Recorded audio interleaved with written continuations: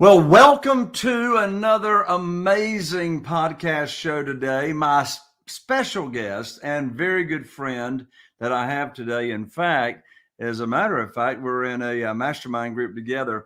He's actually been in real estate now for almost 2 decades. Now, he started as a traditional real estate agent with Remax, where his team was recognized, can you believe this, by the Wall Street Journal as a top 100 team.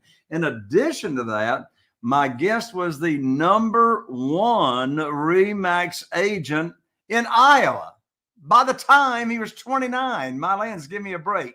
So he made the transition from realtor to actually a full-time real estate investor. Now, over the course of his career, he's been involved, listen to this, in over $300 million in real estate transactions. Now, while he was still the managing broker for the real estate agency in Des Moines, well, actually, he still is. He still is right now. His primary focus is on real estate investments. His portfolio is just all over the place. It includes houses, it includes industrial properties, and his business does all types of real estate deals. He does wholesale deals, hotel deals, fix and flips. I mean, you name it. My guest, friends, is a true visionary, dreamer, and a problem solver. He's on a mission to make a deep personal impact in the lives of his team members and his business partners. And with that, folks, I'm so excited to have on the show with me today, welcome, my friend, Mr. Neil Timmins. Welcome, Neil. Jay, thanks so much for having me on. I'm excited to be here. It's good to see you again. Good to see you again, too, Neil. We were just in person a couple of weeks ago at our mastermind meeting, and I'm so glad we got introduced. And my lands, we've just got a lot in common. So, Neil, first of all, before we really dive in, just tell us, how did you get into this business? Well, I got into business. It was about 2003, 2004. I was a banker working for Wells Fargo, a personal banker. It was my first job out of college. I second mortgages, checking accounts, savings accounts, that type of thing. And my mom and I were talking one day. I've got 3 brothers, so she raised all of us, stayed home, raised all of us. And we were talking, and she's like, all the kids are out of the house. It's time for me to go do something. What should I do? And I thought, you know what? You make a good realtor, Mom. You seem to have a knack for houses, for style, for talking to people, for being connected. I said, you should think about that. She thought about it and said, oh, you know what? I'm going to do it. So she went, did it. In her first year in there, she made twice what I made at Wells Fargo. And so her and I were talking one day, and I said, it's time for me to make a change. And so, about a week later, I knocked out the 40-hour class required to get one's licensed, and there you have it. That was my first step right into traditional real estate as a real estate agent. I got you. Well, give us the secret. What in the world did you do to become like the #1 agent in your area? What is it you had to be doing something different that took you to the #1 spot. What is it, or was it? Yeah, well, I think it always starts with a couple of things, especially in that business, a work ethic. You've got to bring a work ethic in that industry. There's no way around it. And then the next one is marketing. How are you uniquely different? I remember my first managing broker drawing a circle and a big piece of paper, and he put a little dot in the middle and goes, there's 2,000 agents, and this is you in the middle. You have to figure out how you're different. What's your unique selling proposition? And so I've been a big fan of masterminds, and you and I connected in one. I've been a big fan of one for them for years and years, because there's a lot of things people are doing successfully in other places that just require, how does one educate themselves and then put that into place in your own backyard? And so I was the first agent in Des Moines, Iowa, to be utilizing Google Ads. No, this dates me, right? 2005, 2006. It just didn't transpire. People weren't using them. Google was trying to figure out their revenue stream, and Google Ads just dominated. We just dominated in Google Ads. So you were the first in your market to use Google Ads. Right. Yeah. You ready for this, Jay? We were getting leads. This is buyer or seller leads for $6 a pop. Good night. My lands. Well, I can tell you what a Google ad lead cost me today, $85. $85. Mm-hmm. $85. And that's not a bad deal. I'm in a small market. I mean, there's some big markets. I know you and I got some friends that are paying $200, $300 to get one Google ad lead. Of course, the beautiful thing about Google ads is, they're looking for us. Right. They just didn't show up in the Facebook news feed, right? Yep. No, they typed it in. They're looking for you. I love it. One of my favorite questions I love to ask my guest, Neil, I'm going to ask you. If you knew when you started in real estate investing what you now know today, what would you do different? I would have done two things differently. The outcome would have been different, but I would have gotten into masterminds, to groups, to circling, to putting myself in arenas of like-minded, similar goal people.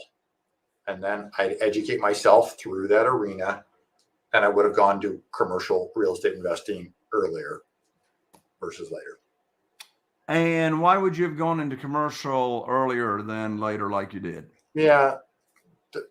Dollars. I mean, everything's bigger. In my mind, it's not to say it's easier. It's just different. I say for the juice, it's easier, meaning the squeeze is about the same and the juice is better. Would you say your commercial projects are more about building long-term wealth than, say, comparing to a fix and flipper house, or are you flipping commercial projects? That's a good question. So they are primarily focused on long-term, and part of that is that one house can only get you so far. So for it to equal, one building in a portfolio, I need 10 or 20 houses. And at some point, the management is just so different between the two. And hear me right. I do all of it. We're in a business from what I do, from what my team does, is that I'd call us a deal sourcer. We're trying to identify value, whether that be in single family homes, duplexes, triplexes, 4s or 8s, whatever it may be, or into warehouses, to office buildings. Wherever the value is, we're trying to identify that and find ways to capture that and then put it into place. Figure out the best exit strategy, because every piece of property has a different best exit strategy. Yeah, what you just said reminds me of something my father told me when I was 24 years old. He said, Jay, today you've got to work for your money, but as quickly as you can, put a plan in place to where your money is working for you and you have the choice as to whether you want to get up for that day job. So I know what you're talking about. Another one of my favorite questions, Neil, to ask my guests is, as you look back over your real estate investing career, what would you say was your hardest struggle that you had to deal with? And what lesson or lessons did you take away from that? This is going to end in a plug here. The biggest challenge I've ever had to go through is hiring people. Is building the team and the structure around me, finding the right people, dealing with the wrong people, dealing with, terrible horror stories about hiring the wrong people. The statistic is the average cost of hiring a wrong employee is about $15,000. And so it's significant. I can tell you, I've hired worse people than $15,000 mistakes, way worse. And so, the lesson there is if you're going to, what the old saying is, if you want to go fast, go alone. If you want to go far, go together. So the intent is knowing that I've got a long life to live. I want to go far. And so you have to learn how to go together. And so that's really the lesson I took away. And that required putting some deep thought into our business. What do we stand for? What are our core values? What's our culture? And being able to build that from the foundation up, which then eventually led us to the ability to attract the right people, put these operating procedures in place to attract more of the right people and leverage that. Well, you just mentioned the word culture Hmm. in your business. It's a two-part question. What do you mean by your culture? And after you define what culture means, what does your culture look like and how's it different from other businesses? Yeah, the culture in my mind is how we live our core values. So what do we stand for? What do we believe internally, intrinsically? That becomes the methodology in which we hire, fire, which we operate from. So that's how it actually rolls out into practice and how we live that culture. And so how we live it for us is, for procedurally, we have a huddle call every morning at 9:30. The whole team's on it. We have KPIs. Everybody's got a number, or everybody has numbers which they're reporting on. So for us, part of our culture is that this is a business. Well, clearly it's a business, but we're in a results-oriented business. That's the only business we're in. The results matter. There is no place to hide. And so how does that play out? Everybody's got numbers. Everybody's reporting. Everybody knows how we're going, how the month's going. There is not a question in any given month of how we're doing. Everybody knows what the numbers are. Yeah. When you say and not to interrupt you, but when you Yeah. say KPI, let's make sure everybody understands Yeah. what KPI stands for. Yeah. Key productivity indicator. Key productivity indicator. So what are some of your key indicators? So let's say on the acquisition side, we're measuring how many minutes they're on the phone the previous day. How many minutes are on the phone? How many offers did they make? How many contracts are in negotiation at the current time? How many contracts did they ink? And where are they at month to date? Is everybody on the team hearing each other report? Yes. Do you believe that activity of holding each other account? Well, I don't know if that's holding each other accountable or not. You're holding them accountable by having that huddle call. But do you think by having that daily call to where they're having to report their production and their productivity, do you think that gives them extra motivation to produce better?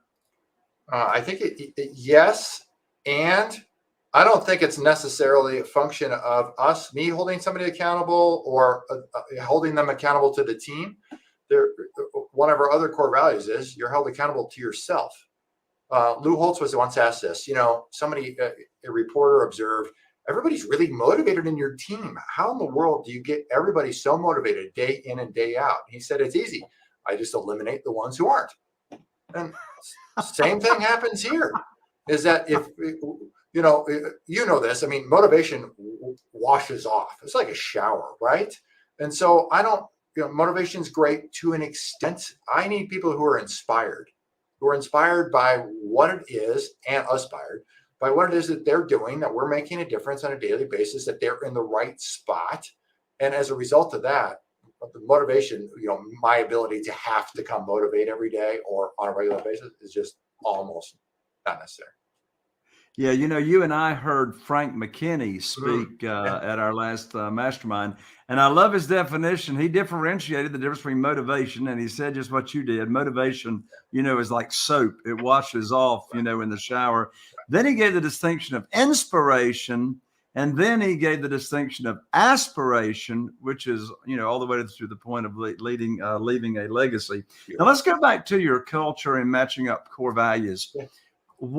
How in the world do you go through a hiring process of team members that most likely ensures or helps ensure that person matches up to your culture, to your team's core values? Yeah, it's a great question. So there's several different methodologies. One of them being we value high intelligence. So that's one of our core values here. And that's largely because in order for me to get engaged, we got to have real conversations. You got to be able to keep up. I want to be able to keep up with you. So we value intelligence. And so that has us testing people as they come in. We're testing literally from an IQ standpoint. And drawing it back, I know that seems a little weird, but let me draw this back. Of all of the tests and methodologies, everything that's ever been studied relative to somebody's ability to perform a job and to do it well, the number one key indicator is what's your IQ? How intelligent are they? because the smarter you are, naturally, the faster you can pick anything up. And so we test for that. And then we have a standard in place that somebody's got to be able to be above a certain threshold in order to take the next steps in that process. People smarts is a little harder one to test because it is a core value of ours. You've got to be people intelligent. And we're in the business where we're dealing with sellers direct, or we're building relationships with brokers, whatever it may be. You've got to be able to build some relationships with the folks.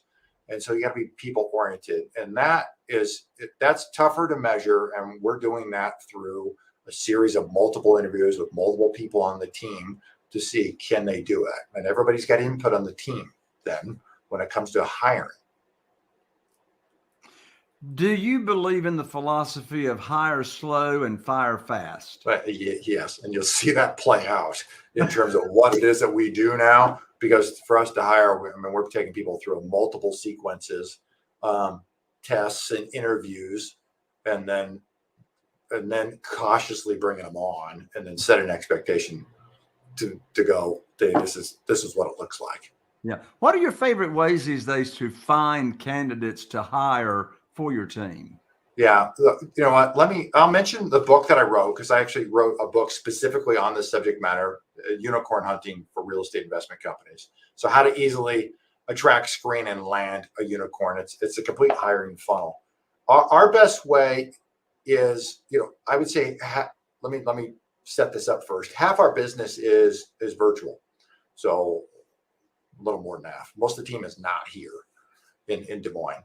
And so our best way is to go off, and then we utilize ZipRecruiter. So we use ZipRecruiter, but it goes past that, because let's just run a little. Let me ask you two questions. If you were to look for a job today, and you went to ZipRecruiter and you had to punch in a city in which you want to look for a job in, where would you look for that? What city would you punch in? I would punch in Dallas, Fort Worth, Texas. And that's because you either live there or want to move there. Is that fair to say? That's because I got a lot of family there. A lot of family there. Okay. Sounds perfect. So what we've noticed, and this has all been tested through our methodology of rolling this out, is that people, when they go in and they look for a job, generally speaking, they're punching in a city that they either live in or they want to live in, even if it's a remote role, which so many roles are remote today, right? And so our key has been to go in and not just post a job in my home city and put remote role. It is to go in and post the job in 100 cities or 150 cities. And we have the title of the job / remote role. And what that does is literally, the last few jobs in which we posted, it is not uncommon that we're at 2,000 to 3,000 to 4,000 applicants in a 3-day period. Yeah. My lands. All right. I got to ask this, Neil. I know it's in your book. In your book. Yeah. And in fact, let's put that website up there one more time. I want everybody to hear this, because it's a fantastic book. Go to www.land, as in land, LAND, the letter A, unicorn.com. landaunicorn.com. Hey, Jay, let me mention here before you go there. I want to do something special for your show. So on that website, you can get the book for free. Just pay the shipping and handling. Oh, I appreciate that, Neil. Thank you so much. You bet. Awesome. So you get 3,000 or 4,000 applicants, right, in a very, very short period of time. All right. What in the world? I know it's in the book. Yeah. But we don't want to wait for the book. No, we want to order the book. We don't wait for the book. What in the world is your first paring down process of the who in the world you're actually going to interview out of all those thousands of applicants? Yeah. The first step, that's the question, right? Yep. Yep. The first step is to take them into the personality index. We want to know what their PI is, your personality. Now they're going to do that. They're going to do that automatically online, right? Yep. Right. Yep. And so we've got, for every job, we have 2 to 3 personality index profiles, which are acceptable to us per role. And so what we do is we have the whole methodology is in there about how we communicate. They take that, they provide it back to us, and then for us it's a pass fail. If they fail, they're out. If they pass, we're on to the next step, which the next step then becomes another screening tool, which we're testing IQ along with a couple of other tests or a couple of other things. It's all one test, but it measures multiple things within that test. one of them being their ability, how excitable are they? So, if you've got, right. I mean, depending what role somebody's in, if I've got a closer and, how this goes. I mean, things melt down all the time in the closing world. Who's very excitable? It's not a good personality fit for a closer. I need a steady hand in a closer role because things are just going to go wrong. That's how it's going to go. Right. You know what I find interesting over the years, the glad handler, the one that's just like, running around yelling all the time, Yeah. as opposed to the very quiet, very organized, listens much more than they talk, Yes. outcloses those other people all the time. You're exactly right. Yeah. Which, maybe some people wouldn't think that. They say, hey, to close somebody, right. I got to get them excited, right? I got to get them excited. But I'm thinking of one particular closer that he's the quietest person on the planet. Sure. And he stays on the phone with them or he sits down with them at the table until they either say, leave me alone, or they buy. He just keeps asking very soft, probing questions until they buy. That's it. Just, you've got 2 ears, 1 mouth. You need to use them in that proportion, right? And then the ability to listen and then ask strategic, soft questions lands. All right. So, Neil, I do not know the answer to this question. Right. In fact, I haven't known any of the answers to any of the questions that I've asked you so far. But I just want to let the audience know this is not a setup. I do not know the answer to this question. So I'm going to risk asking it. You ready? Bring it. All right. So I order your book. I get the book. I understand the book. This is how I should hire people. But I don't want to do all that stuff. Yeah. Have you got like some kind of service that could like help me hire people? It's a good question. I could just put them in my seats. Yeah. No is the answer. I know you were hoping for a yes, but no is the answer. But what I do have as part of the book, when you order it, you do have an option of buying all of our video training series, which my COO, Ava, who you met a couple weeks back, she put together all of every section of the book broken down into video sequences. So you can hand 80 or 90% of this off to somebody else in your office, or a VA can do literally most of this. My involvement in this in the hiring process today is minuscule because we've been able to package it up and then outsource it to various folks through tremendous standard operating procedures. Well, that's what all of us entrepreneurs and business owners want. We want to be able to hand this to a VA and say, okay, go implement this and get me somebody good. In fact, I just did that last week. I've got my lead manager that makes sure none of my seller leads fall through the crack using our CRM and all that kind of stuff. I've been involved in interviewing everybody that's ever been on our team until last week. I said, Trixie, you've been my lead manager for 3 years. You know who can do what. And then I've got a new guy on the team that's a fantastic outbound caller. He's in charge of training. I said, you ain't going to hire somebody that you don't think you can train to do the job. That's right. I said, you don't need my approval. Hire who you want. Right. And let them do it. Okay. Now, Neil, I want to dig a little deeper now into you. Yeah. I want to dig into Neil Timmins. All right. Like what's in between your ears that's going on. So good. I want you to share with me and the audience just one personal habit you got going on that you can't live without. Oh, you're going to like this based on what we talked about before I came on. Working out. That is the one personal habit that it was about 2 years ago. I got to a point where I was just going, you know what? I don't have the stamina. I just don't feel as good. Don't feel as healthy. Something's got to change. And this is coming from a guy, I was an all-state offensive tackle. I played football at the University of Nebraska at Omaha. And so, and then I didn't work out for years, or not heavy with weights. I would do some walking, just try to maintain my weight. But I got to a point where I was going, I need to get stronger and just get a little more focused. And that's the one thing I can't live without. The side benefit, and perhaps the bigger benefit, has been it gets me up earlier. That's because now I make a commitment to put in. It's habitual in terms of how it works into my day. So doing it at the front end of my day works best. I get to work a little earlier, and I'm sharper. It's just I can go and end up with more energy through the day. So it's transcended into my business and improved what's going on here. Absolutely. I couldn't agree with you more. I got a Stairmaster in mine and Carol Joy's home. I get on the Stairmaster for 22 minutes, and I'm telling you, I know it's good for my body, but quite frankly, Neil, I don't do it for my body. Right. I do it for my brain, Correct. right? Yeah. Yeah. When I'm doing my Stairmaster, I'm convinced, I could be wrong, but I'm convinced nobody can outthink me. Yeah. Yeah.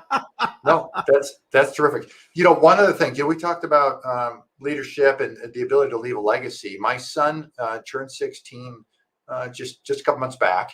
And so now, he's free to roam about the world in the car. So he's 16, and what he decided to do as soon as he turned 16 was going, Dad, can I come to work out with you every day before I go to school? So now things got moved up even sooner because school starts promptly. Can't be late to that one. I can be a minute or two behind at the office. And so he's now, every day he's there. He's pushing me to go, all right, let's roll. Let's do one more set, Dad. That's awesome. Hey, look, you got time. You're hanging out with your son. Yeah, it's true. What advice would you give to folks that have not done their first deal yet? Oh, have not done their first deal yet. Just take action.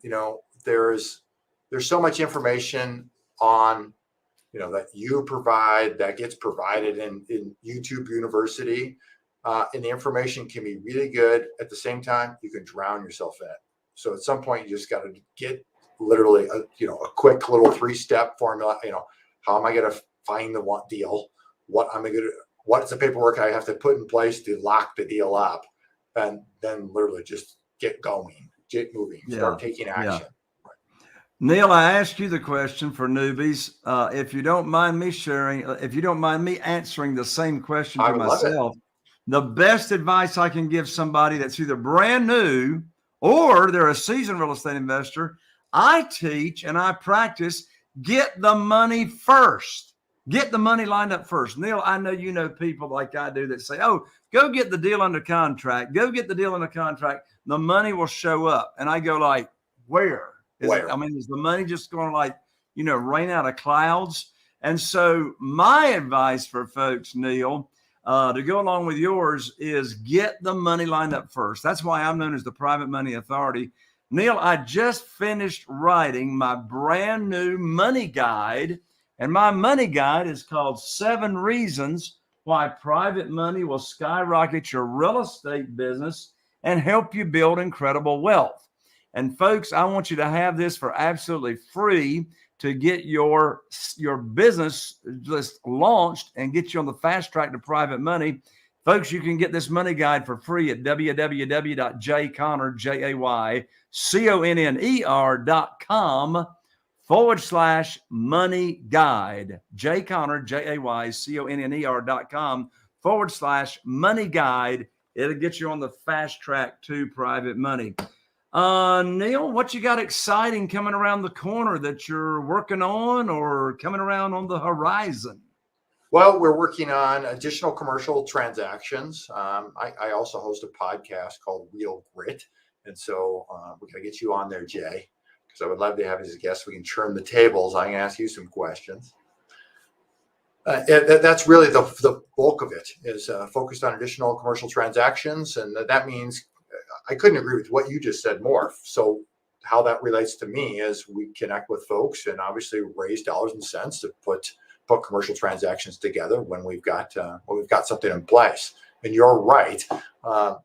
There'd be nothing worse to be in all of a sudden land a deal of a lifetime and then you don't have money lined up. I mean, it just goes away. Right. Yeah. And I mean, this world of private money, we're not Right. talking banks, we're not talking Right. institutions, we're not talking hard money lenders. We're talking actually doing business with individuals. Well, Neil, you get to give the parting comments. How would you like to wrap us up here on the show? Final Oh, thought. final thoughts. I'm just appreciative for what you're doing. For me, it is about creating this business is a conduit, our ability to earn dollars and cents so we can figure out what our big why is. And for me, that's really the ability to give back, to help people through this industry. This industry has blessed me in a very big way. All the masterminds, all the relationships that I've been able to build over the years have been very, very good to me. And so that's why I started, my business is Legacy Impact Partners or Legacy Impact Investors. Our ability to go and help people, other investors as well. So people who need dollars and cents, who are looking at doing commercial transactions or fix and flip, we help and connect with folks that way. So I really appreciate having me on and for what it is that you do and how you make such a deep impact in people's lives in this business, Jay. Neil, thank you so much for joining me. Well, there you have it, folks. Another episode of this podcast. I'm so excited you joined us. And look, we really, really appreciate 5-star reviews and leaving us comments. So on iTunes, if you're listening to us on iTunes, be sure to leave us those 5 stars and some comments. Be sure to like, share, subscribe. If you happen to be watching us on YouTube, be sure and tap that little bell so you don't miss out on any other future exciting and amazing episodes that we have. I'm Jay Connor, the Private Money Authority, wishing you all the best. Here's to taking your business to the next level, and we'll see you right here on the next podcast.